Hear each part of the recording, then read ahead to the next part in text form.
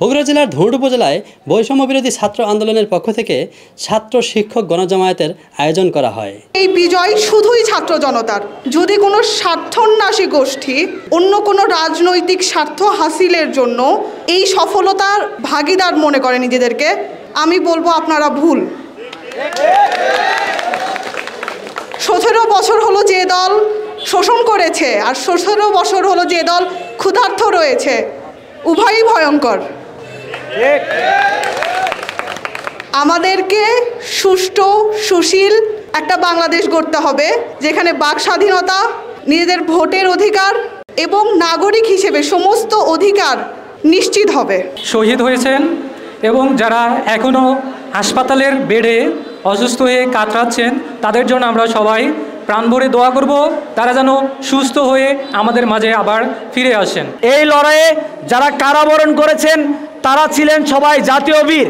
আমাদের ধুনটেও তেমন দুজন জাতীয় বীর, একজন হচ্ছে নোমান, আরেকজন হচ্ছে রাসেল। আমার বুকের মধ্যে কম্পন, আমার হাত কাঁপতেছে। আজকের যে এই ঘটনা ইতিহাসে, এর কৃতিত্ব সম্পূর্ণ ছাত্রদেরকে দিয়ে শুরু হয়েছিল। হ্যাটস অফ, আমি স্যালুট জানাই। আমার জীবনের যত সভা সেমিনার করেছি, আমার মনে হয় আমার জীবনের শ্রেষ্ঠ সময় আজকের এই সময়টুকু। 52-র ভাষা আন্দোলন দেখিনি, 66-তে আমি ছিলাম শিশু, 69-এ তখন আমি আমার বাল্যকাল, কিছু কিছু বুঝি, আর 71 তো টোটালি বুঝেছি। 90-এর গণ অভ্যুত্থান দেখেছি, অভ্যুত্থানে অংশগ্রহণ করেছি। বিগত দিনের ইতিহাস, ছাত্রদের সংগ্রাম কোনোদিন ব্যথা যায় নাই।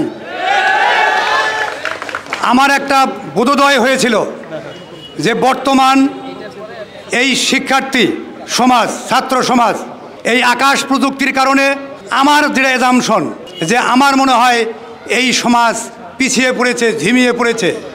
কিন্তু তোমরা যা দেখিয়ে দিয়েছ এই আন্দোলনের মধ্য দিয়ে, আমার দৃষ্টিভঙ্গি টোটাল চেঞ্জ হয়ে গিয়েছে। প্রথম আলোতে একটা কথা লেখা থাকে যে বদলে যাও বদলে দাও, আগে নিজেকে বদলাতে হবে। আমরা তো খালি অপরকে বদলাতে চাই না, আগে নিজেকে বদলাতে হবে। এই সংগ্রাম সাফল্য ওই সময়ে হয়েছে। কেন হয়েছে? বিগত দিনের স্বৈরাচারের বিরুদ্ধে অনেক আন্দোলন হয়েছে, বড় বড় রাজনৈতিক দল সংগ্রাম করেছে, কিন্তু আল্লাহ এটা কবুল করে নাই। কারণটা কি ছিল? কারণটা ছিল তাদের ভিতরে লোভ ছিল, হয়তো তাদের ক্ষমতার লোভ ছিল, অর্থের লোভ ছিল, যার জন্য আল্লাহ কবুল করেন নাই। কিন্তু আমার ছাত্র সমাজ, তাদের ভেতরে কোনো লোভ ছিল না। তাদের নিঃস্বার্থ সংগ্রাম, তাদের এই আত্মত্যাগের কারণে বিজয় ছিনিয়ে আনা সম্ভব হয়েছে। এই বিজয় ধরে রাখতে হবে, এই চেতনা ধরে রাখতে হবে, যাতে আগামীর বাংলাদেশ আমরা একটা কল্যাণ রাষ্ট্র চাই, যে রাষ্ট্রে থাকবে না কোনো ক্ষুধা, যে রাষ্ট্রে থাকবে না কোনো দুর্নীতি, যে রাষ্ট্রে থাকবে না কোনো প্রকার সন্ত্রাস, সেই ধরনের রাষ্ট্র আমরা চাই। এবং সেই রাষ্ট্রের সুনাগরিক তোমরা, তোমাদের চিন্তা চেতনায় যেন এই ধরনের কোনো কল্পনা না আসে। যতদিন পর্যন্ত তোমরা কর্মজীবনে না যাবা, শিক্ষা জীবনে, সকল প্রতিষ্ঠানে, সকল বিশ্ববিদ্যালয় পর্যন্ত কোনো দলীয় রাজনীতি চলবে না। আমাদের রাজনীতি থাকবে দুর্নীতির বিরুদ্ধে, আমাদের রাজনীতি থাকবে বৈষম্যের বিরুদ্ধে, আমাদের রাজনীতি থাকবে সন্ত্রাসের বিরুদ্ধে। আমাদের রাজনীতি কোনো দলীয় রাজনীতি তোমরা চিন্তা ভাবনা করবে না। দলীয় চিন্তা ভাবনা যদি করো, তাহলে তোমাদের এই ফসল তোমাদের ঘরে উঠবে না।